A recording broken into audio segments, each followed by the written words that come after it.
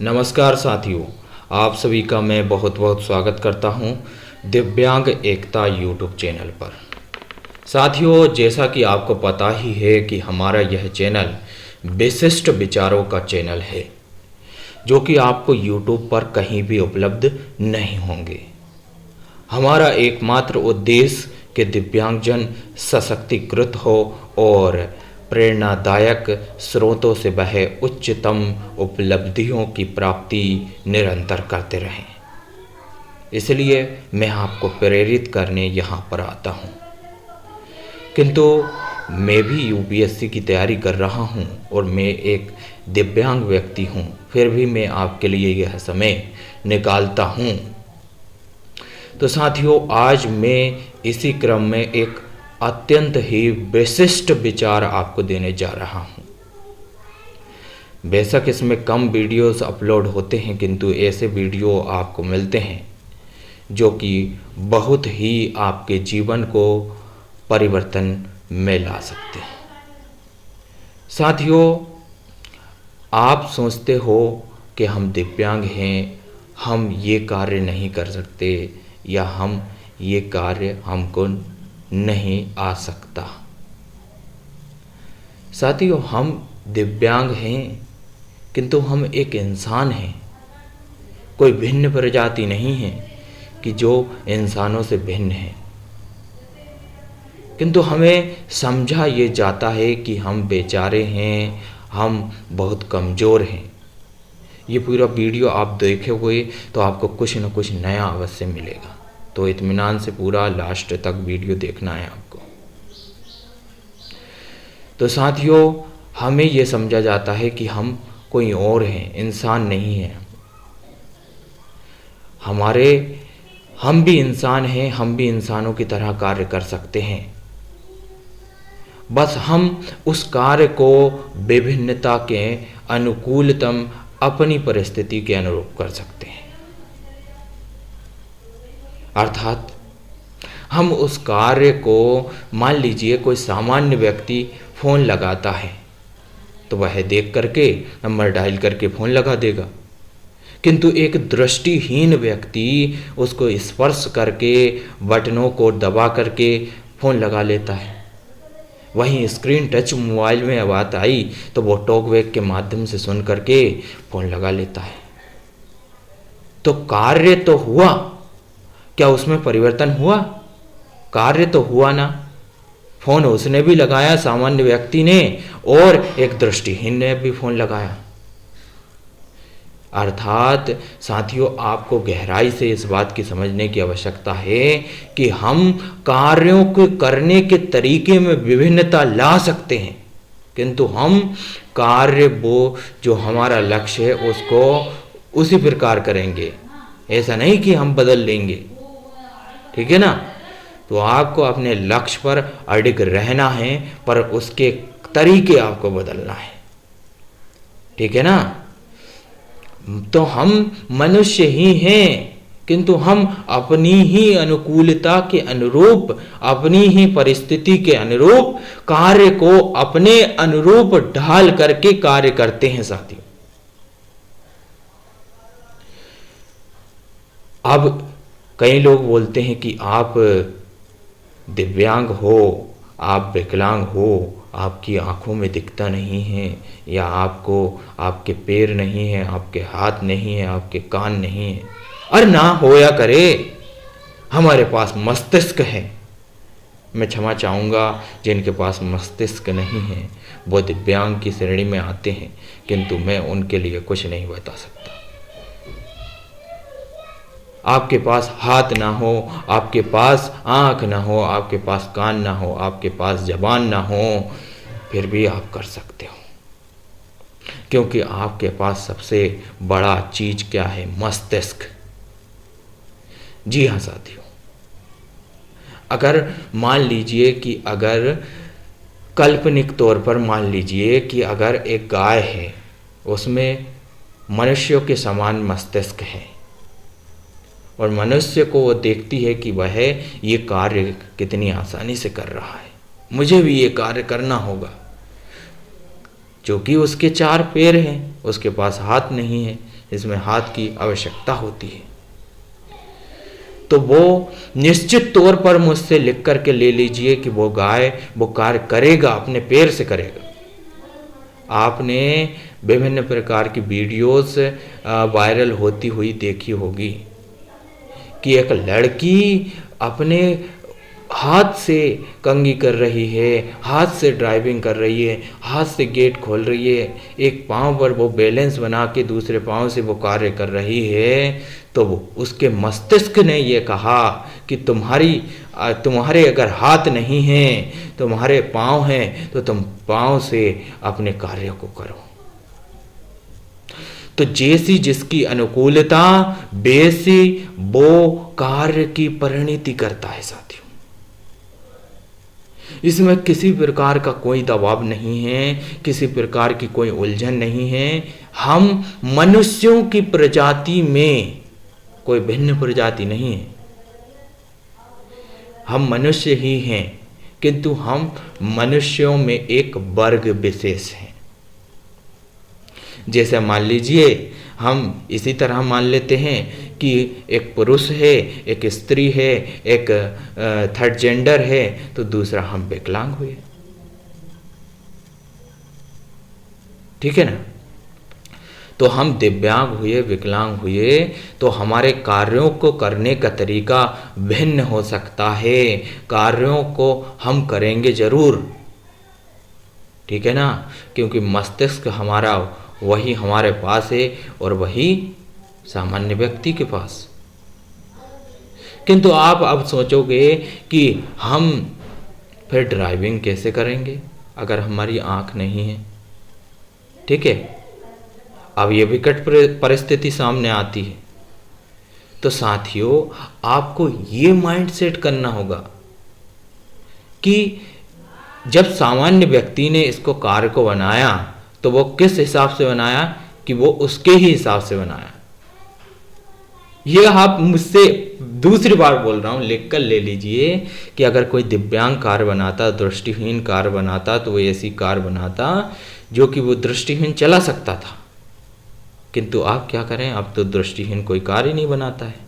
आप बोलोगे तो भाई कार बनाने की आवश्यकता नहीं है, आवश्यकता इस बात की है, इतने उच्चतम मस्तिष्क को आपको रखने की है कि हम जब कार चला नहीं सकते तो हम चलवा तो सकते हैं।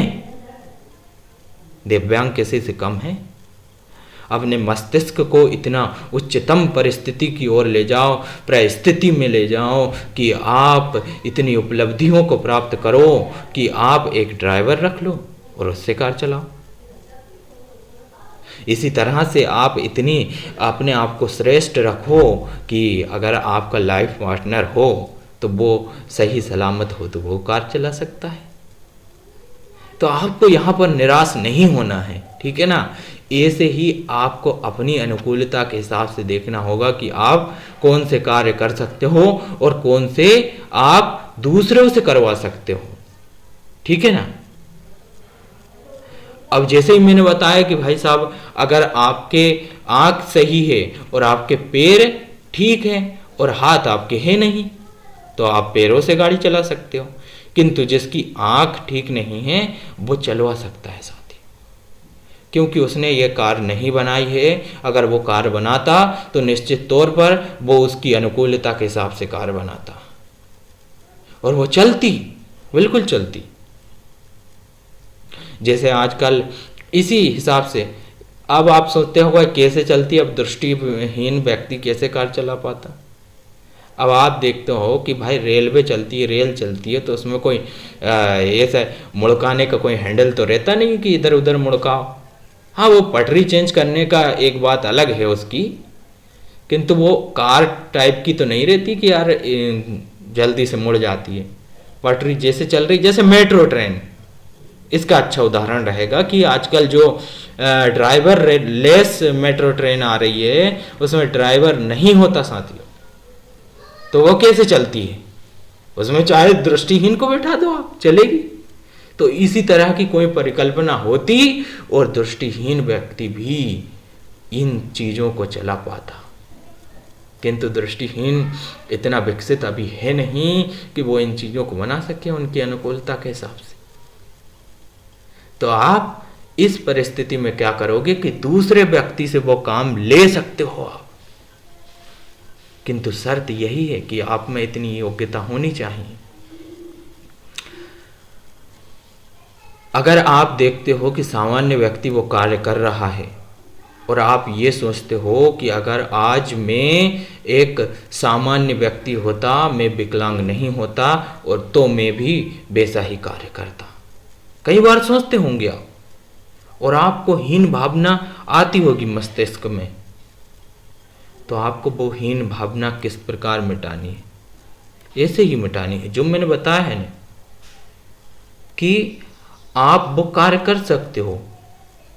अगर वो आपके पास एक चीज है, आंख है, तो आप पूरे कार्य कर सकते हो। आंख है और हाथ है, दो चीज है तो आप पूरे कार्य कर सकते हो। आंख है, पैर है, तो पैर से कर सकते हो, ठीक है। जिसके पास आंख भी नहीं है, पैर भी नहीं है और हाथ भी नहीं है, तो वो कुछ नहीं कर सकता, वो दिमाग से ही कार्य कर सकता है। फिर क्यों कुछ नहीं कर सकता? वो दिमाग से भाषाओं को सीख सकता है और एक ट्रांसलेट बन सकता है, ट्रांसलेटर बन सकता है, ठीक है ना। ऐसे ही हर एक दिव्यांग, जितने भी दिव्यांग है, चाहे उसे कितनी ही दिव्यांगता हो, कितनी ही विकलांगता हो, कुछ ना कुछ वो कार्य कर ही सकता है, कुछ ना कुछ कार्य करके वो उपलब्धि प्राप्त कर ही सकता है। बस वो उसके दिमाग में उसी को यह सोचना है कि मैं क्या कर सकता हूं, ये दूसरा कोई उसे नहीं बता सकता। मैं समझा सकता हूं कि आप इस तरीके से ये कार्य कर सकते हो, आप किसी से कम नहीं हो। कई बार यह खटकता है कि यार दूसरे व्यक्ति, सामान्य व्यक्ति कई गर्लफ्रेंड्स बना लेते हैं, किंतु दिव्यांग नहीं बना पाता है, क्योंकि उसको कई प्रकार की समस्या होती है। मान लीजिए कि मैं दृष्टिबाधितों का ही वो उदाहरण देता हूं कि वो देख नहीं सकते किसी को, कि एक लड़की सुंदर सी है तो हम इसको कुछ इशारे करें तो हमें हमारी ओर ये आकर्षित हो। तो भाई साहब, आप देखते ही क्यों हो? आप इतनी उपलब्धियां लाइए अपने आप में, इतने आप आकर्षक बनिए, इतनी आप ऊंचाइयां प्राप्त कीजिए, इतना आप धन प्राप्त कीजिए कि आपको व्यक्ति देखे और आपकी ओर अपने आप आकर्षित हो। लड़कियां क्यों बोलती हैं कि ऑल मेन आर डॉग्स, ठीक है। सभी जो आदमी रहते हैं, सभी जो लड़के रहते हैं, वो डॉग्स रहते हैं, कुत्ते रहते हैं, क्योंकि वो लड़कियों के दुम के पीछे भागते रहते हैं। पूछ लेना किसी से, मैं नहीं बोल रहा हूँ, मैं मेरा ही क्यों मजाक उड़ाऊंगा, क्योंकि आखिर मैं भी तो एक आदमी हूँ, इंसान हूँ, लड़का हूँ। ये इसलिए बोलती है कि जहाँ पर लड़कों ने नहीं देखी लड़की, वहाँ लग गए पीछे। तो साथियों, आपको पीछे लगने वाला नहीं। अगर आप विकलांग भी हो तो किसने आपसे कहा, रोका है कि आप बॉडी ना बनाओ, अपने आप को सही ना दिखाओ, ठीक है। आप अच्छे सुंदर दिखिए, बॉडी बनाइए, मसल बनाइए और अच्छे अच्छे कपड़े पहनिए और अच्छी चीज़ों का शौक़ रखिए, अच्छी भाषाएं सीखिए, अच्छी बात करिए, ठीक है। जो आपकी अनुकूलता हो उस हिसाब से आप कार्य करना है, ठीक है ना। अनुकूलता का मतलब मैं एक बार और समझा देता हूं कि भाई जिसका जैसी परिस्थिति है, अब दो तीन मैं उदाहरण दूंगा। जिसकी आंख नहीं है वो कान से काम कर लेगा, तो ये उसकी अनुकूलता है, ठीक है। और जिसके हाथ नहीं है वो पैर से काम कर लेगा, ये उसकी अनुकूलता है। तो ये कुल मिलाकर अनुकूलता का ये अर्थ होता है। और परिस्थिति का ये अर्थ होता है कि वास्तव में आपकी स्थिति कैसी है। आप गरीब हो, धनी हो या आप मध्यम हो, तो आप उस परिस्थिति में अपनी अनुकूलता के हिसाब से संसाधन जुटा करके वो कार्य कर सकते हो, कोई रोक नहीं सकता आपको। हम दिव्यांग हैं तो हम एक वर्ग हैं, इंसानों में एक वर्ग हैं, हम में एक विशेषता है जो कि हमें दूसरों से अलग बनाती है। किंतु ऐसा नहीं कि हम सामान्य व्यक्तियों को कार्य नहीं कर सकते, हम सारे कार्य कर सकते हैं, किंतु उनके तरीके अलग हो सकते हैं, कार्य अलग हो सकते हैं, तरीके अलग हो सकते हैं, परंतु जो कार्य सामान्य व्यक्ति कर रहा है वो भी हम कर सकते हैं, डेफिनेटली कर सकते हैं, ताल ठोक कर सकते हैं और करेंगे। आपको कोई बता नहीं रहा है, आपका माइंडसेट बस इतना है। मैं एक शायद वो राजेश जी होंगे जो कि प्रोफेसर हैं, दृष्टिहीन हैं, उनकी बात यहाँ पर कोट करना चाहूँगा कि हम जो हैं, हमारा जो है माइंडसेट ये बना दिया गया है। मैं एक उदाहरण के तहत ये बताना चाहूँगा कि जैसे अगर ये बोला जाता है कि महिला पैदा नहीं होती, उसे बनाया जाता है। बचपन से उसको ये बोला जाता है कि तुम लड़की हो, तुम ये नहीं करोगे, तुम ये हो, तुम ये नहीं करोगे। हमारा भी माइंडसेट इसी तरह से बदला जाता है साथियों। हमको भी ये बोला जाता है कि तुम्हें अगर दिखता नहीं है तुम इधर नहीं जाओगे, तुम्हारे अगर हाथ नहीं है तुम ये काम नहीं करोगे, तुम्हारे पाँव नहीं है तुम ये काम नहीं कर पाओगे। पहले ही बोल दिया जाता है, माइंडसेट ही वैसा बन जाता है, हमारी परिस्थिति ही वैसी बन जाती है और हम आगे सोच ही नहीं पाते। तो ये हमारा माइंडसेट बना दिया जाता है, इसको आप बदलिए। आपको बंधनों में बांध दिया गया है शुरू से कि आप ये कर सकते हो, ये नहीं कर सकते हो। आप इसको बदलिए और अपनी उपलब्धियों को प्राप्त कीजिए। तो साथियों, इसी के साथ हम विदा लेते हैं और नए विचारों के साथ जो कहीं पर भी उपलब्ध नहीं है वो आपको हम देने फिर से आएंगे, चाहे हम कभी भी आए पर आपको देने अवश्य आएंगे। तो साथियों, जय हिंद, जय भारत।